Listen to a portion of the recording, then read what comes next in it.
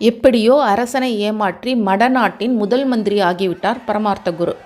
அவருக்கு துணையாக சீடர்களும் அரண்மனை ஊழியர்களாக ஆயிட்டாங்க. நம்ம குரு முதலமைச்சர் ஆயிட்டதுனால இன்னைக்கு கவலையே பட வேணாம் அப்படின்னு சந்தோஷமாக இருந்தாங்க 5 சீடர்களும். ஒரு நாளைக்கு நமது நாட்டோட படபலம் எப்படி இருக்குது அப்படின்னு பரமார்த்தரிடம் கேட்டார் மன்னர். இதுதான் நல்ல சமயம் அப்படின்னு நினச்சார் பரமார்த்த குரு. மன்னா, உங்களிடம் சொல்லவே நான் கூசுகிறது. நம் நாட்டு யானைகள் எல்லாம் பட்டினியால் வாடி இளைத்து பன்றி போல் ஆகிவிட்டன அப்படின்னு புலியினார். சீடர்களும் ஆமாம் அரசே, இப்படியே கவனிக்காமல் விட்டால் போரில் கட்டாயம் தோல்விதான் ஏற்படும் அப்படின்னு ஒத்து ஊதினாங்க. இதை கேட்ட மன்னன், அப்படியா, 2 யானைகளை இங்கே அழைத்து வாருங்கள் அப்படின்னு கட்டளையிட்டான். மட்டியும் மடையனும் ஓடி போய் 2 பன்னியை அரண்மனைக்குள்ளே ஓட்டிட்டு வந்தாங்க. அதை பார்த்த அரசன், சேச்சே, பார்க்கவே சகிக்கல, இவையா நம் நாட்டு யானைகள் அப்படின்னு கேட்டான். முதலில் மடமன்னனுக்கு கொஞ்சம் சந்தேகம் ஏற்பட்டது. இது யானைன்னா தும்பிக்கையை காணோமே அப்படின்னு கேட்டான்.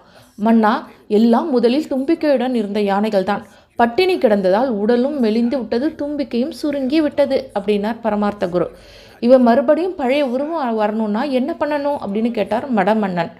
மன்னா, இன்னொரு விஷயம், அதையும் பாருங்கள், பிறகு வைத்தியம் சொல்கிறேன் அப்படின்னு சொன்னார் பரமார்த்த குரு.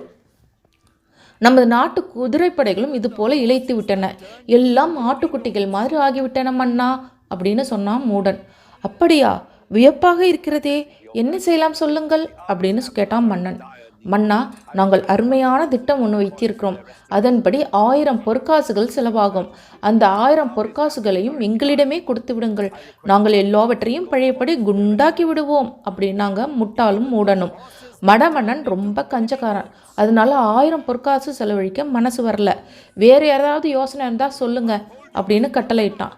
சே, நம்ம திட்டம் எல்லாம் பாழாயிடுச்சு அப்படின்னு வருந்தினார் பரமார்த்த குரு. சீடர்களுக்கும் ஆத்திரமா இருந்தது. அரசே, எல்லா யானைகளையும் குதிரைகளும் நாட்டில் உள்ள வயல்வெளியில் மேய விடுவோம், கொஞ்ச நாளில் சரியாயிடும் அப்படின்னா மண்டு. இதை வேணும்னா செய்யலாம் அப்படின்னார் மடமன்னன். பரமார்த்தரின் ஆணைப்படி மடநாட்டில் உள்ள பன்றிகள், ஆடுகள் அனைத்தும் அழித்து விடப்பட்டன. எல்லாம் சேர்ந்துட்டு குடிமக்களோட வயலில் போய் மேய தொடங்கிச்சு. எல்லாம் வயல்வெளியில் நாசம் பண்ணி 2 நாளில் எல்லா வகையான தானியங்களும் பழா போச்சு. அடுத்த மாதமே நாடு முழுவதும் பஞ்சம் ஏற்பட்டது.